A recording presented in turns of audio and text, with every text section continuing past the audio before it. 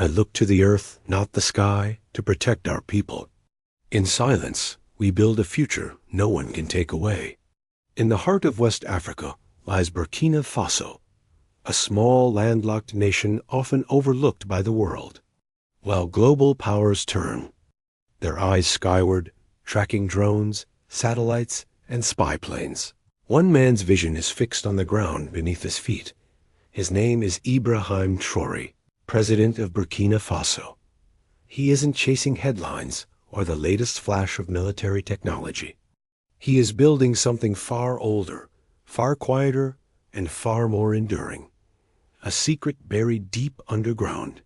A plan that could change not only his country, but perhaps the entire African continent. This is not the story of a tunnel.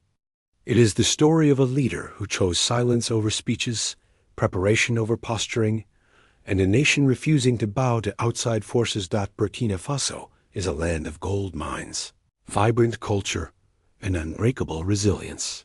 But it is also a country scarred by poverty, conflict, and the constant pressure of foreign influence. For too long, Africa has been told to wait for help, to rely on outside powers for security and progress. Traoré is different. He believes protection must be built, not borrowed, and it must be built in a place no one can take from you. He became president in a time of deep crisis. In 2023, he narrowly escaped a bombing surviving by just 8 minutes. It wasn't the first attempt on his life, and he knew it wouldn't be the last. Above ground, danger was constant. Drones could watch every move. Satellites could track every step. Missiles could strike without warning. Depending on what could be seen from the sky meant living with a target painted on his country. So Traoré looked downward, into the earth, where no satellite could spy, no drone could hover, and no foreign power could intervene. This was not an act of retreat, it was an act of control. The underground network was born. The first site was chosen carefully, near Kaya, close to Burkina Faso's largest gold mine. Gold is the nation's lifeblood, and a prize for thieves and foreign powers alike. Protecting it meant protecting the country's future. Work began in silence. At night, under the cover of darkness, teams dug deep into the ground. No press conferences. No public fanfare. This was no simple tunnel. It was the root of a vast hidden network linking gold vaults, military bases, and safe zones. Supply trucks came and went unnoticed. Above ground, new roads and small construction sites appeared, masking the reality below. The plan was meticulous. Gold, vaults, secure rooms for the nation's reserves, untouchable by thieves or invaders, military storage, weapons, ammunition, and equipment for a self-sustaining defense. Food stockpiles, enough to feed entire cities for months. Medical centers, hidden hospitals, with supplies to treat casualties during crisis. Independent communication systems, message lines that operate without satellites or the internet. A former military engineer, speaking only in whispers, revealed that in the event of an attack, President Traoré could lead the nation from underground. The main tunnel, it is said, stretches over 60 kilometers, buried up to 120 meters deep.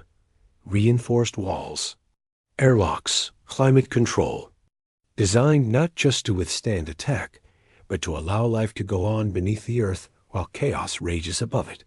What makes this project extraordinary is its secrecy. No digital maps, no online plans, no shared files that could be hacked. Only a handful of trusted individuals know the full design. In an age when the world's powers compete for control of the skies, Ibrahim Traoré has taken the battle to a place they cannot see. This is not just an underground network. It is a shield. It is a statement. And for Burkina Faso, it may be the difference between survival and disappearance. No computers, no servers, no files that can be hacked. The blueprints for Burkina Faso's underground network are drawn by hand, in a code built from symbols taken from the ancient languages of local tribes. It is a script no artificial intelligence can read, no foreign cryptographer can decipher. Only 3 complete copies of the master plan exist. One rests in the hands of President Ibrahim Traoré himself. Another is locked inside a fortified military headquarters. The third. No one is certain. Each construction team sees only a fragment. One crew digs a tunnel. Another lays the foundations of a vault. A third installs climate systems. No one outside a tight inner circle, Traoré and a handful of advisors, ever sees the full design. It is a security web so intricate that betrayal is almost impossible. Even the workers, covered in dust and sweat, understand only that they are part of something vast, something that could save their country. Why build in silence? Why not announce the plan to the world? The answer is strategy. The skies above Africa are crowded with satellites, drones, and spies from nations that hunger for gold, data, and influence. Traoré knows the moment his enemies understand the project, they will try to destroy it. But you cannot target what you cannot see, and you cannot steal what you cannot find. Western intelligence agencies are already frustrated. They detect odd heat signatures under the earth, but nothing they can confirm. A classified European report labels the project a non-digital, anti-surveillance military network. In other words, a shield against the world's eyes. Analysts have given Traoré's approach a name: the hedgehog doctrine.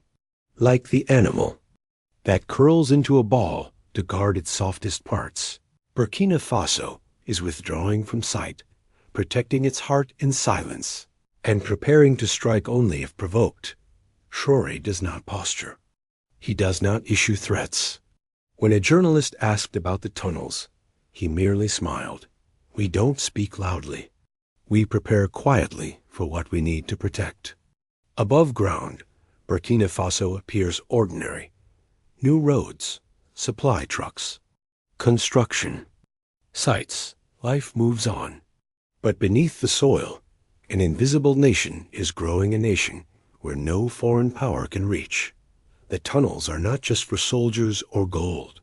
They are for the people, for children who must be sheltered if war comes, for elders who remember the land before foreign boots walked on it, for the memory and the soul of the nation itself.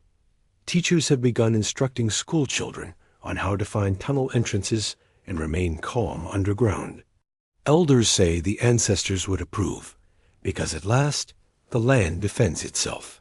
Builder, working near Kaya, put it simply: every piece of concrete I poured felt like a stone in Africa's foundation. We're not just building for today, we're protecting tomorrow. That truth was tested in March 2025. Gunfire erupted near an eastern gold mine. Foreign media called it a terrorist attack. Locals knew better. The target was not lives, but gold. That same week, a major satellite system lost its feed over Burkina Faso for exactly 2 minutes. It was long enough for a convoy of trucks to vanish into a newly completed tunnel entrance. Traoré made no speech. He named no culprits. He gave one order: move all the gold underground. And just like that, the nation's wealth disappeared beyond the reach of thieves and invaders. The tunnels were no longer a plan. They were a lifeline. In the days that followed, Traoré met in secret with the leaders of Mali and Niger near the town of Koudougou. Their agenda was simple and dangerous: protect the resources of West Africa. Together, they called it militarizing civilian infrastructure, a plan to turn roads, bridges, warehouses, and even schools into an invisible web of defense. Any of these could be transformed into strongholds, supply hubs, or evacuation routes. And at the center of it all, the tunnels. They are the backbone of this strategy, the hidden veins that move supplies, people, and information without ever touching the surface. No drone can follow them. No satellite can map them. No foreign power can intercept them. President Traoré, once said in a closed-door meeting, "Our ancestors had no internet or GPS, yet they survived. They won. We can learn from them." That spirit, simple, strong, and independent, is carved into every meter of tunnel wall. These tunnels are more than a military tool. They are a declaration of independence. For decades, powerful nations have used aid, technology, and influence to keep African countries in check. They offer help, but demand loyalty. They send funds, but claim the right to dictate policy. Traoré refuses to play that game. His tunnels are built with local workers, local knowledge, and local pride. No foreign companies touch the blueprints. No outside investors take a share. For ordinary people, this changes everything. A widow whose husband died in a mine collapse put it simply. Back then, we had no shelters, no safety. Now, if something happens, my children have a chance. In villages across Burkina Faso, that hope is becoming habit. Teachers now run underground school, drills training children to find tunnel entrances, move in single file through hidden corridors, and stay calm in darkness. These lessons are not about fear. They are about confidence, strength, self-reliance. As one teacher said, we're not just teaching kids to hide. We're teaching them to be brave, to trust our nation's plan. For months, the world believed this was Burkina Faso's project alone. Maintain the leak. Hacker collective, possibly with ties to Nigeria's military, released thermal satellite images showing faint heat trails underground.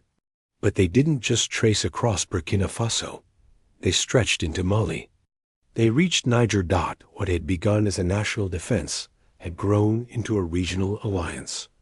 From Kaya in Burkina Faso to Gao in Mali and Timbuktu in Niger, a vast underground web now linked gold mines, military bases, and safe zones across 3 nations. Supplies could move between them in hours, without a single vehicle crossing the surface. No convoys to spot, no routes to bomb, no movements to track. It was military, political, and economic all at once. A survival pact on a continental scale. Burkina Faso, Mali, and Niger had all lived the same story. Foreign interference, stolen resources, endless conflict. Now they had chosen a different path. No public treaties, no press conferences, only quiet, deliberate action. One Malian officer told a reporter in whispers, "If one of us is attacked, the others can send help before the world even knows it." A European analyst gave it a name. Underground Africa, a hidden network that could tilt the balance of power in the Sahel. Traoré never confirmed or denied the leak. When asked, he simply said, "We're not here to impress anyone. We're here to protect what matters most." And for him, what matters most is freedom. Freedom to move without being tracked. Freedom to store resources without being robbed. Freedom to exist without asking permission. The tunnels make that freedom real. Traoré and his allies have stopped waiting for permission. They are building their future 1 meter of tunnel at a time, proving Africa can defend itself not with borrowed technology, but with its own skill, its own steel, and its own will. The tunnels have made powerful nations uneasy. Western intelligence sees faint heat signatures under the Sahel, but they can't make sense of them. A French newspaper called it subterranean militarization, capable of shifting the balance of power in West Africa. France's defense ministry held an emergency meeting.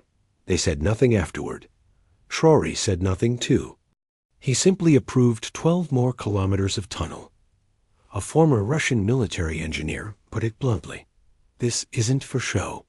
This is survival. And survival is exactly what the tunnels are built for. They are not just corridors. They are a second city beneath the earth. A classified document from Traoré's team lists their core assets: 6 transfer stations for rapid movement of supplies, 4 gold vaults, ultra secure.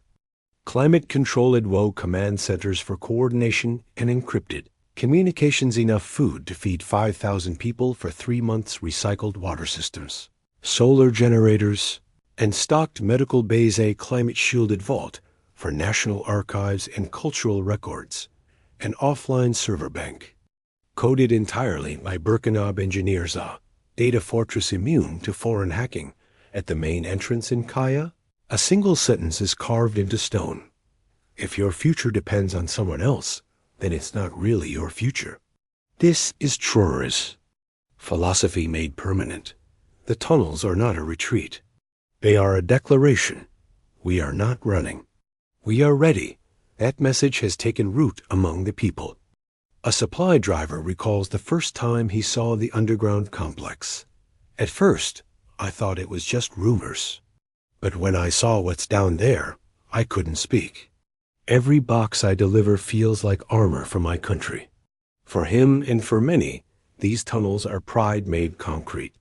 They prove that Burkina Faso can build something strong, lasting, and entirely its own. But this is bigger than one nation. For centuries, outsiders have drawn Africa's borders, taken its gold, and dictated its future. Now, Traoré and his allies are redrawing the map from below. The underground network connects nations, shields resources, and gives the region something it has rarely had: strategic freedom. One military analyst said, "They're not just defending borders. They're redefining the idea of power. Power here isn't noisy. It's not a parade of missiles or speeches at the UN. It's a lamp burning quietly underground, where a child reads in safety while chaos rages above." This is what Traoré's tunnels protect, not just gold or weapons, but dreams. He didn't build them to show off. He built them to plant the foundations of a stronger Africa. A continent where survival isn't begged for. It's prepared for dot, and when the day comes, the plan is simple. When darkness falls, they will not vanish. They will rise from below. What if all of Africa followed this path? What if more nations built their own shields of earth and steel? It's not just a question for Burkina Faso anymore. It's a challenge to the world's definition of strength, and the answer is being written silently beneath the ground.